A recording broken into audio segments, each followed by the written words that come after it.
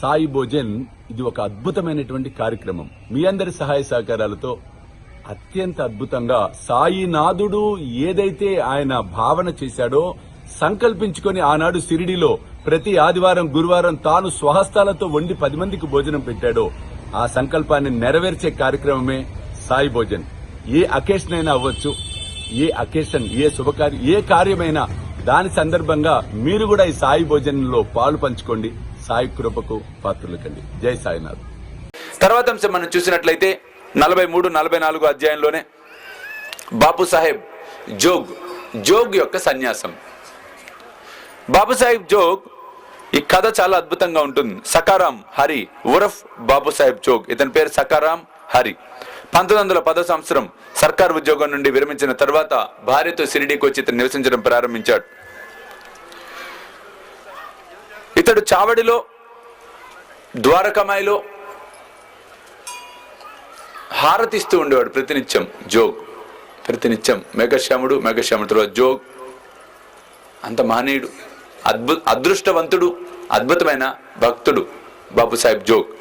అటువంటి జోగ్తో పాప చూడండి ఏం చెప్పాడు. ఇతనికి ఎంత జ్ఞానేశ్వరి చదివినా, ఎన్ని హారతులు ఇస్తున్నా, ఏం చేస్తున్నా మనసుకు ప్రశాంతత కలగటంలా. ఆ హారతి ఇస్తున్న 10 నిమిషాలు బాగుంటుంది, మళ్ళీ పోతే మళ్ళీ టెన్షన్, ఏదో ఆందోళన. అప్పుడు బాబా చెప్పడం జరిగింది. బాబాతో అంటాడు, బాబాతో ఇట్లా చెప్పాట, నేను ఇన్నాళ్ళు నీ సేవ చేసి తిని నా మనసు ఇంకనూ శాంతం కాలేదు. యోగులతో సహవాసం చేసినను నేను బాగు కాకుండాటకు కారణమేమి? ఎప్పుడు నన్ను కటాక్షిస్తావు బాబా? దయచేసి చెప్పు బాబా అన్నాడు బాధతో తట్టుకోలేక ఇంకా జోగ్. అప్పుడు బాబా అన్నాడు, కొద్ది కాలములో నీ దుష్కర్మల ఫలితము నశించును, నీ పాపపుణ్యములు భస్మమగును.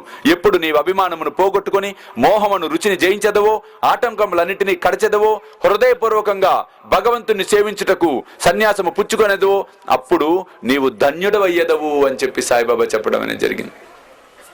సేవ చేసే విధానం చెప్పాడండి బాబా. దయచేసి మరల వినండి. మనం అందరం సేవ చేస్తున్నాం, ఈ పద్ధతిలో సేవ చేయాలి.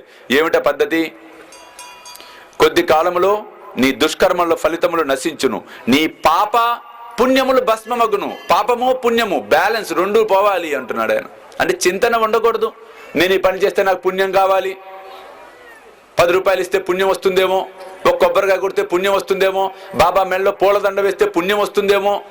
చింతన తీసేయాలి. పుణ్యం చింతన వస్తుందో రాదో అది బాబాకి వదిలేద్దాం, మనకి సంబంధంలా. మనం చేసే పని ప్రేమతో భక్తితో చేయాలి. అందుకే బాబా ఏమంటున్నాడు చూడండి, ఎప్పుడు నీ అభిమానమును పోగొట్టుకొని మోహమును రుచిని జయించదవో. అటాచ్మెంట్ ఇందాక చెప్పుకున్నాం, తామరాకు మీద ఫెవికాల్ చుక్క స్థాయి నుంచి మనం నీటి బిందువులాగా ఎప్పుడవుతామో. ఎందుకంటే ఫెవికాల్ చుక్క ఏదని బాగా అర్థమవుతుంది లేండి అందరికీ. ఇంకా మీకు ఫెవికాల్ డబ్బా చూసినప్పుడన్నా గుర్తొస్తుంది కనీసం. తామరాకు మీద నీటి బిందువు, వైరాగ్యము, వివేకం. కాబట్టి ఫెవికాల్ చుక్క నుంచి నీటి బిందువులాగా మారమంటున్నాడు బాబా. అంటే అతుక్కోకండి రా నాయన, విషయాలకు అతుక్కోపోకండి గట్టిగా. నేనే దేహము, దేహమే నేననే భ్రాంతిని వదిలిపెట్టండి అంటున్నాడు షిరిడి సాయిబాబా.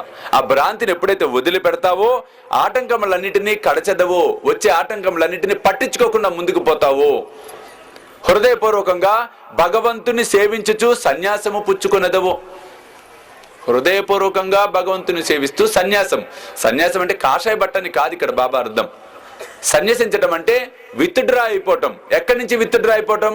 సొసైటీ నుంచి విత్డ్రా అవటం. సొసైటీ నుంచి విత్డ్రా అవటం అంటే ఏమిటి? సొసైటీలోంచి వెళ్ళిపోమని కాదు.